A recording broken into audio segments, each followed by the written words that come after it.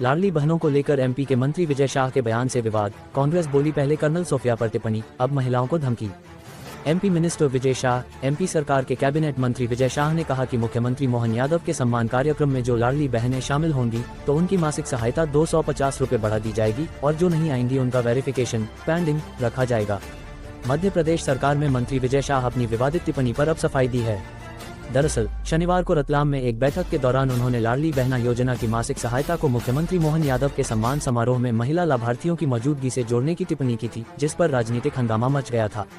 खबरों के मुताबिक भोपाल गैस त्रासदी राहत और पुनर्वास विभाग मंत्री विजय शाह ने रतलाम में एक बैठक के दौरान स्थानीय जनप्रतिनिधियों और अधिकारियों से कहा था कि अगर महिला लाभार्थी मुख्यमंत्री मोहन यादव के प्रस्तावित सम्मान कार्यक्रम में शामिल होती हैं तो उनकी मासिक सहायता 250 रुपए बढ़ा दी जाएगी। ऐसा न करने पर उनका वेरिफिकेशन पेंडिंग रखा जाएगा। ये टिप्पणी पर नए साल में मुख्यमंत्री के लिए योजना के लाभार्थियों द्वारा आयोजित किए जाने वाले सम्मान कार्यक्रम के प्रस्ताव पर चर्चा के दौरान की गई थी। भ्रामक खबरों का खंडन करता हूं, मंत्री ने कहा। मेरे बयान को तोड़ मरोड़ कर पेश किया जा रहा है। मैं इस संबंध में फैलाई जा रही भ्रामक खबरों का पुरजोर खंडन करता हूं।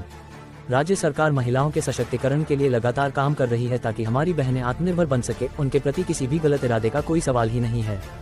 शाह ने आगे कहा, मुझे जानकारी मिली थी कि कुछ अयोग्य महिलाएं लाडली बहना योजना का लाभ उठा रही हैं, जिससे नाराजगी है।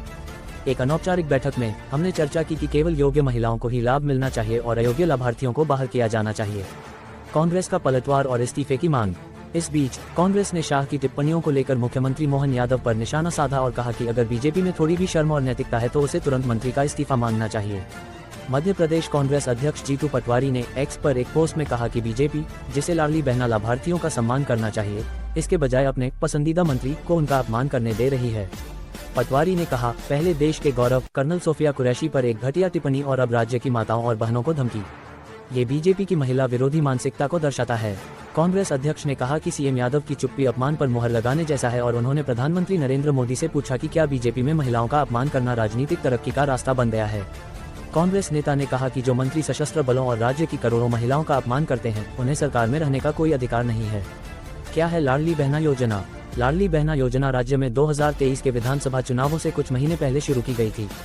इस योजना के तहत अभी 1.26 करोड़ से ज्यादा महिला लाभार्थियों को हर महीने 1500 रुपए की मदद मिलती है। राज्य सरकार ने 2028 तक हर महीने मिलने वाली मदद की रकम बढ़ाकर 3000 रुपए करने का वादा किया है।